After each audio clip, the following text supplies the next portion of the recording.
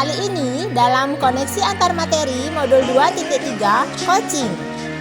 Bersama saya, Nilu Sudewi SPD MPD, calon guru penggerak Kabupaten Karangasem, Bali. Coaching merupakan sebuah proses kolaborasi yang berfokus pada solusi, berorientasi pada hasil dan sistematis, di mana coach memfasilitasi peningkatan atas performa kerja, pengalaman hidup, pembelajaran diri, dan pertumbuhan pribadi coaching. Bagaimana coaching dalam konteks sekolah?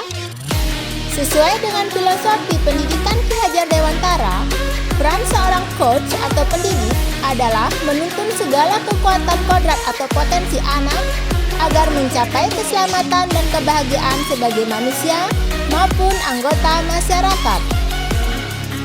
Dalam proses coaching, siswa diberi kebebasan, namun pendidik sebagai pamong dalam memberi tuntunan dan arahan agar siswa tidak kehilangan arah dan membahayakan dirinya.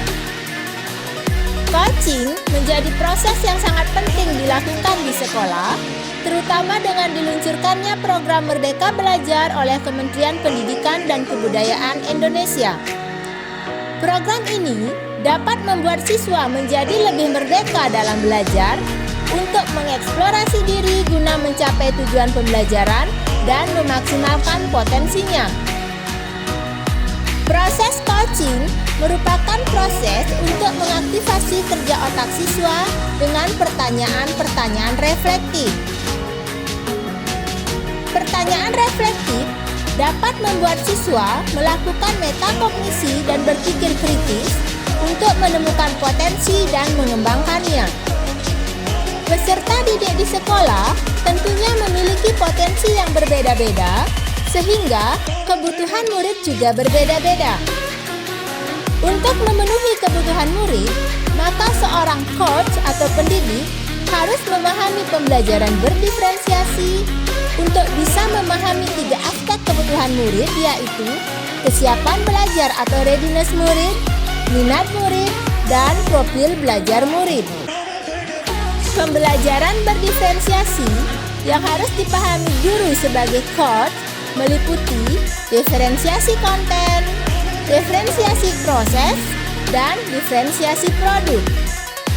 Mengingat pentingnya proses coaching, maka seorang coach atau pendidik juga harus memahami pembelajaran sosial emosional dengan 5 kompetensinya, yaitu kesadaran diri, manajemen diri, kesadaran sosial, keterampilan sosial, dan pembuatan keputusan yang bertanggung jawab. Ada beberapa teknik yang bisa digunakan dari kelima kompetensi sosial emosional tersebut. Misalnya, teknik STOP, SMART, dan PUT. Mengingat pentingnya proses coaching, guru sebagai coach hendaknya memiliki keterampilan coaching, yaitu keterampilan membangun dasar proses coaching, keterampilan membangun hubungan baik, keterampilan berkomunikasi, dan keterampilan memfasilitasi pembelajaran. Untuk mendukung praktek coaching, seorang coach harus memahami 4 aspek berkomunikasi, yaitu komunikasi asertif, pendengar aktif, bertanya efektif, dan umpan balik positif. Komunikasi asertif. Berkomunikasi secara asertif akan membangun kualitas hubungan kita dengan orang lain menjadi lebih positif karena ada pencapaian bersama dan kesepakatan dalam pemahaman dari kedua belah pihak. Dalam coaching, sebagai seorang coach harus mampu berkomunikasi asertif agar hadir rasa aman, agar coachee lebih terbuka untuk berkomunikasi, sehingga keselarasan pada tujuan akan terbangun. Beberapa tips yang bisa dilakukan coach: menyamakan kata kunci, menyamakan bahasa tubuh, dan menyelaraskan emosi. Pendengar aktif. Salah satu keterampilan utama dalam coaching adalah keterampilan mendengar. Seorang coach yang baik akan mendengarkan lebih banyak dan kurang berbicara. Pendengar aktif akan mendengarkan dengan rasa. Receive, appreciate, summarize, ask. Bertanya efektif. Pertanyaan yang diajukan coach tidak membutuhkan jawaban singkat. Namun, pertanyaan yang mendorong coachee untuk membuat sebuah aksi bagi pengembangan potensi dirinya. Umpan balik positif. Umpan balik dalam coaching bertujuan untuk membangun potensi yang ada pada coachee dan menginspirasi mereka untuk berkarya. Salah satu model coaching yaitu TIRTA. T. Tujuan, I. Identifikasi, R. Rencana aksi, dan TA. Tanggung jawab. Model TIRTA dikembangkan dengan semangat merdeka belajar yang menuntut guru untuk memiliki keterampilan coaching. TIRTA berarti air.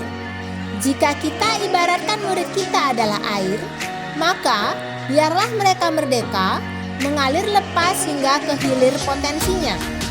Kita sebagai guru memiliki tugas untuk menjaga air itu tetap mengalir tanpa adanya sumbatan.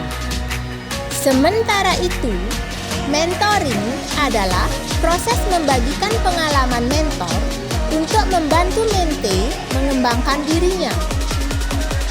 Mentor adalah orang yang berpengalaman dalam bidangnya.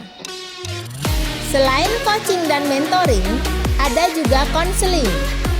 Konseling bertujuan untuk membantu konseli memecahkan masalahnya. Konselor adalah seseorang yang ahli dalam bidangnya. Dari paparan tadi, terlihat ada perbedaan antara coaching, mentoring, dan konseling.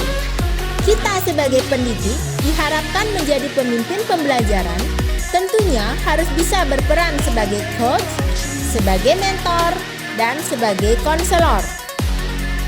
Sekian koneksi antar materi modul 2.3. Semoga bermanfaat dan terima kasih.